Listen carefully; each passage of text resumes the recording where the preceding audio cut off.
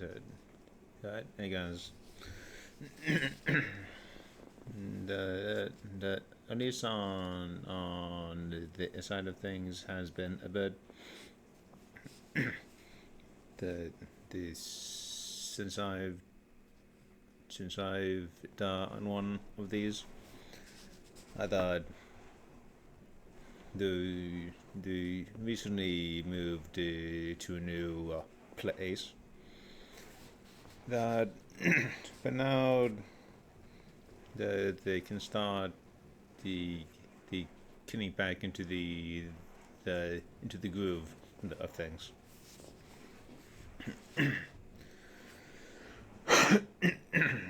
Okay, and and also the getting back into the park, the resistance training revolution, the by Stefano. I can actually jot this down a bit. Yeah, done. Okay.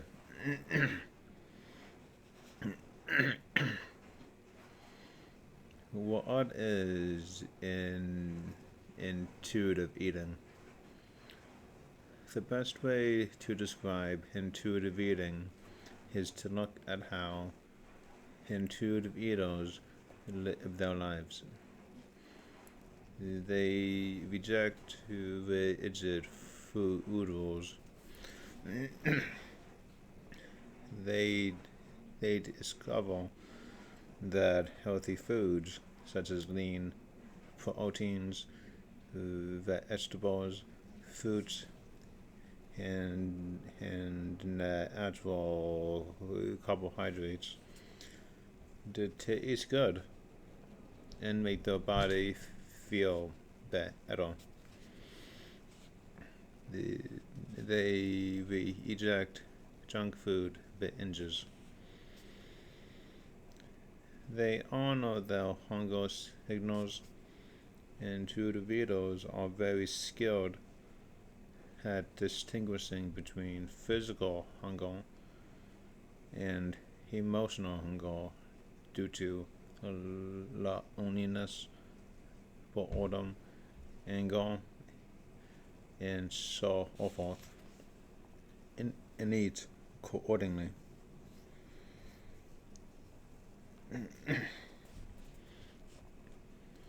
They also stop eating when they're satisfied or close to it. They listen to their body's own cues to decide what, when, and how much to eat. They are at peace with food. They don't feel guilty if they eat something that's off most diets, nor do they beat themselves up over their choices. They simply enjoy the indulgence and move on. They love and respect their body, knowing that it is designed to last a lifetime when given the proper resources, such as good nutrition and physical activity. They still want to improve their shape and performance while appreciating all the wonderful things their body can do for them. They embrace that exercise and know that it brings their body joy. It lifts their moods and contributes to long-term health. Yeah, they got some neighbors. They embrace exercise and know that it takes that it brings your body joy. Wait, okay. They understand the value of nutrition, how it supports strength, fitness, and health. and they naturally gravitate toward a more nutritionally balanced way of eating. They can be carnivores, vegans, vegetarians of all kinds, whole food, plant-based, paleo, whatever meets nutritional requirements and personal preference. They do not sacrifice nutritional health on the altar of their chosen plan. They recognize how good intuitive eating feels. It is not a diet, it is just living your life in a way that feels natural, but is also healthy and sustainable. Intuitive eating is about doing what feels natural and not forcing yourself into a round hole,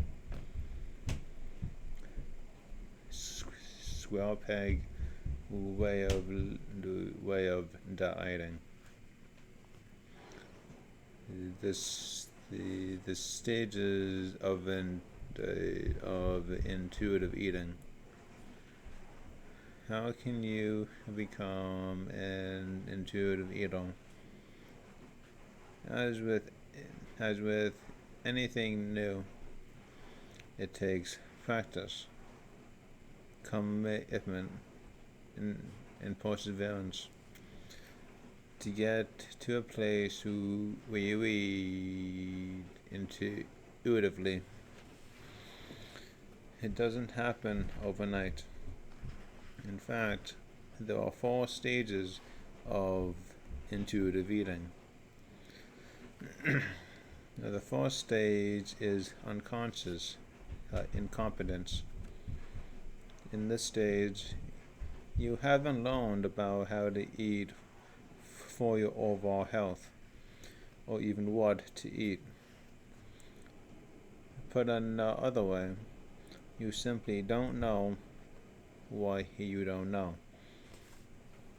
If you're brand new to resistance training and nutrition, you're probably at this stage.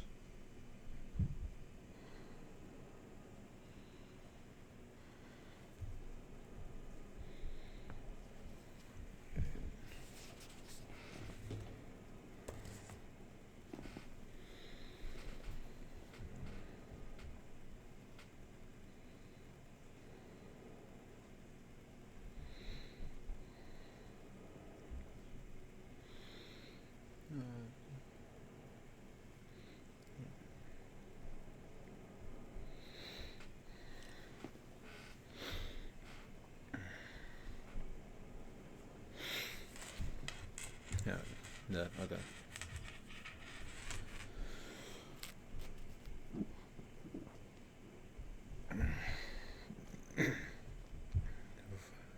Fortunately, though, you can move out of the stage pretty quickly, especially if you're committed to changing your food and exercise habits. The second stage is conscious incompetence. Here you're learning the basics, such as the how many macronutrients or macros, proteins, carbohydrates, and fats your body needs for optimal muscular development and fat loss. You have become aware of what you don't know. Such tools as food trackers, into which you enter your calories in grams of macros, such as to accomplish your goals help. The third stage is conscious competence. You're becoming mindful of the food you eat, its amount, and how it affects you physically and psychologically. Through regular food tracking, you've begun to master your calories and macros, and are getting a handle on exactly what to eat to get lean and physically healthy. You know what to do for better health, but you have to consciously do it. It is not automatic.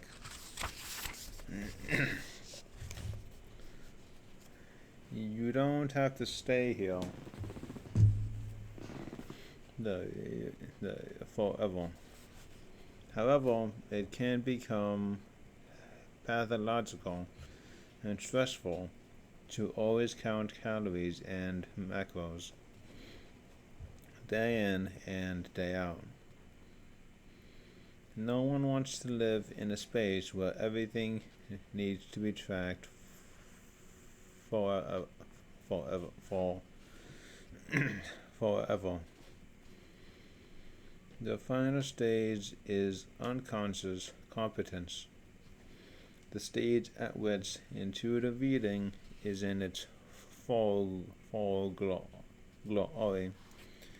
No longer do you have to consciously think about what you know, nor do you have to track your food anymore. You know when you're full and when to stop eating. You're intuitively making nutritious food choices, practically without thinking about them. You know how to fuel yourself, to feel great, and to stay energized. You've arrived, and you're in the flow of intuitive eating.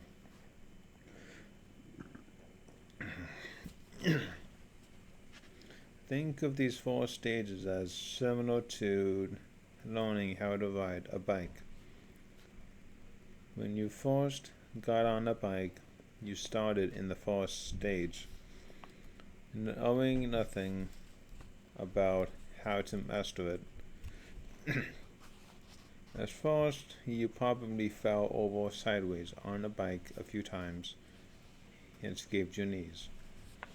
But in the second stage, once you got back on the bike, you wobbled a bit, but without falling. Through practice, you progressed to the third stage, in which you had to really focus on your balance and your feet, legs, and hands to be able to ride your bike. Eventually, with enough practice, riding your bike became automatic as you moved into the fourth stage. With intuitive eating, you eat in a healthy manner because you want to. How fabulous would that be? Making proper food choices is no longer a struggle, rather a boost to the health of your mind and body. You trust yourself and your body again. You gain food freedom and flexibility because no longer is food your master. You are the master over food. How to get started with intuitive eating. stay consistent with resistance training. Intuitive eating is intimately related to physical activity. In fact, there was another huge benefit of resistance training that I haven't shared with you yet. Starting regular workouts will inspire you to eat more healthfully and intuitively. It's true. After you add physical activity to your life, the consequences is not only a great body, but also significant, almost automatic changes in the way you eat. This isn't just my observation, but working with clients, it has been proven to be a fact from a 2019 study conducted at Stanford University. Researchers found that 2,500 college students who started exercising began to naturally eat more nutritious foods, such as fruits, vegetables, lean meats, fish, and nuts, and fewer fried foods, sodas, and snack foods. It was as if they were on automatic pilot when it came to selecting nutritious foods. Plus, the more vigorously people exercised, the more their diet tended to improve. Exercise, therefore, is the single best place to begin if you want to eat intuitively.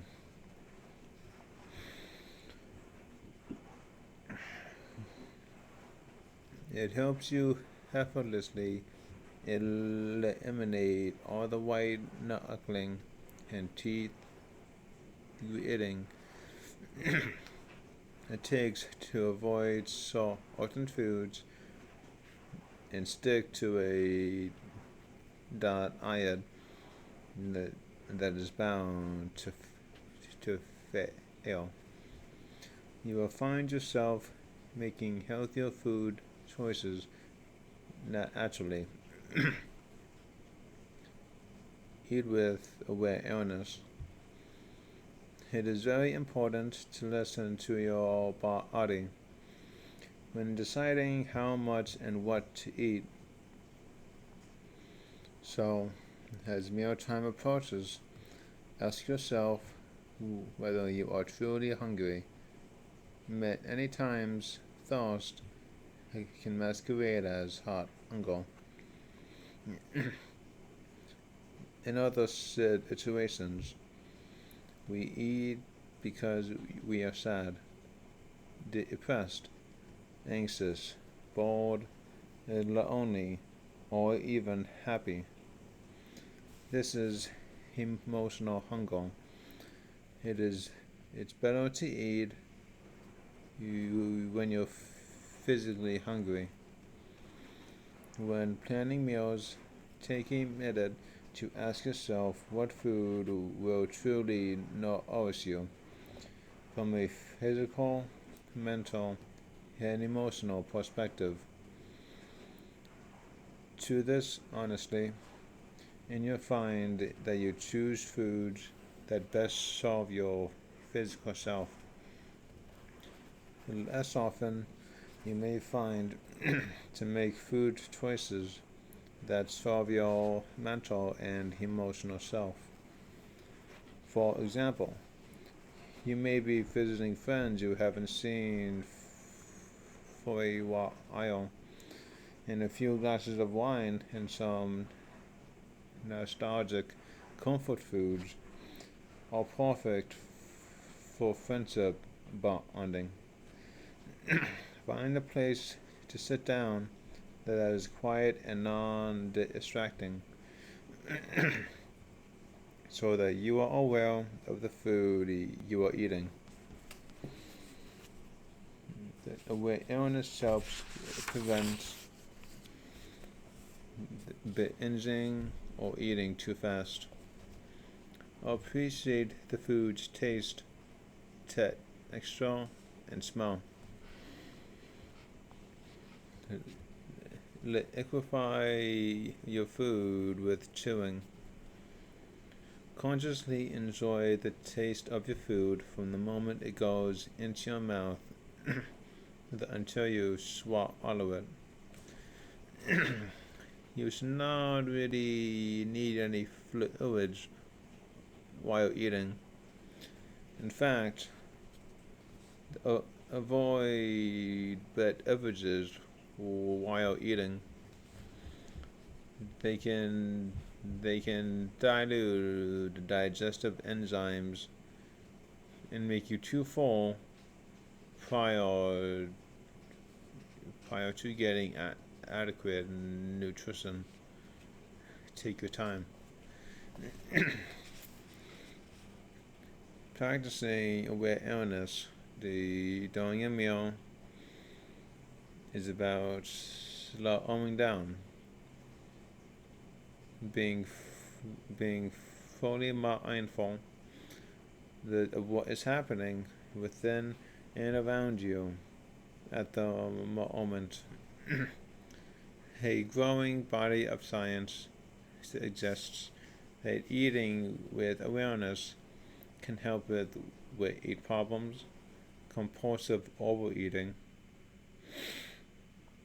and eating disorders.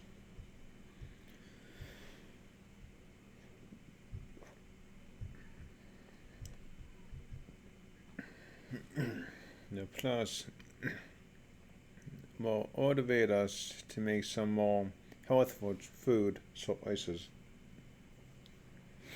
Here are some additional strategies that can build the habit of awareness into your meal times. Stop multitasking at meals. In other words, turn off the TV or your phone, put away the novel or newspaper, and simply focus on eating your meal. Eat, eat only at your dining table. No eating at your desk, in your car, or in bed. This ties eating with a specially designated spot. Eat slowly, chew your food. Not only will you get greater satisfaction from less food, but you also give your body time to tell you that you are full. Avoid drinking while eating. It is not only better for digestion, but prevents washing down the big pieces of food quickly.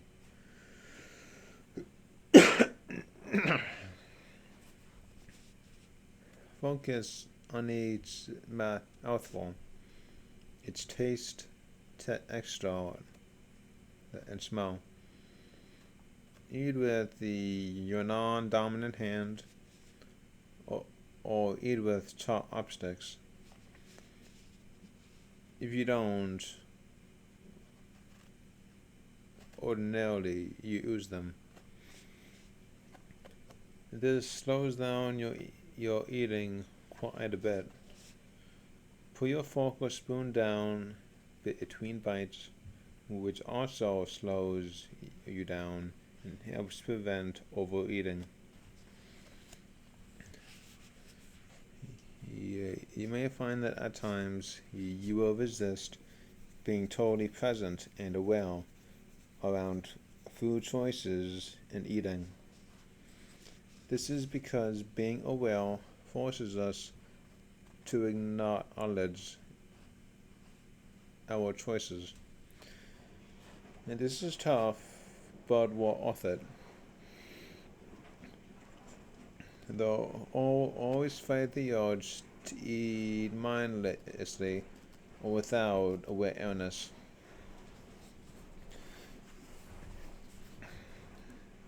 After your meal, pass no judgment on yourself. Simply observe and take note of how you felt before, during, and after you have a meal. For example, ask yourself,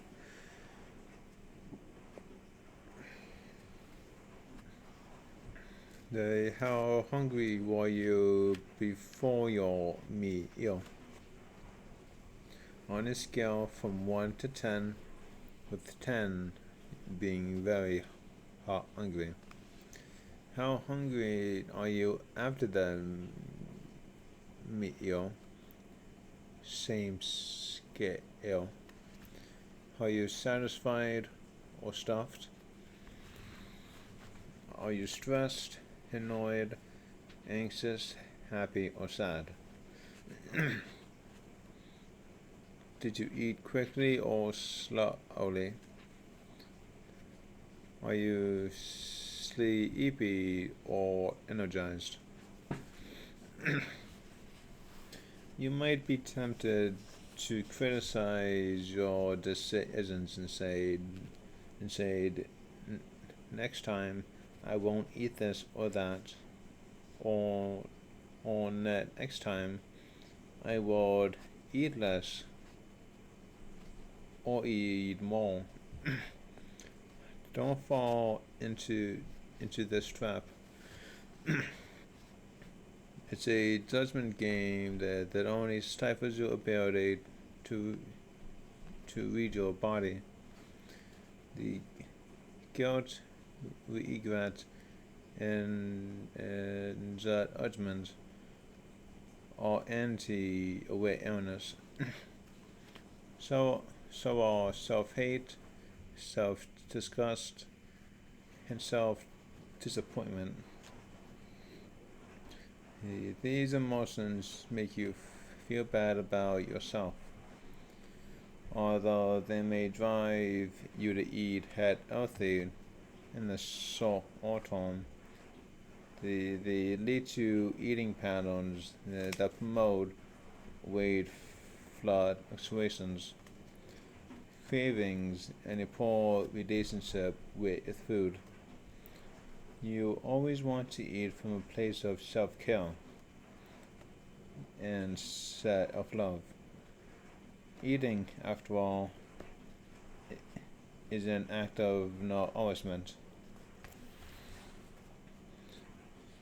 Connect food to physical feelings. Keep a simple journal of how food makes you feel, both the positive and negative signals.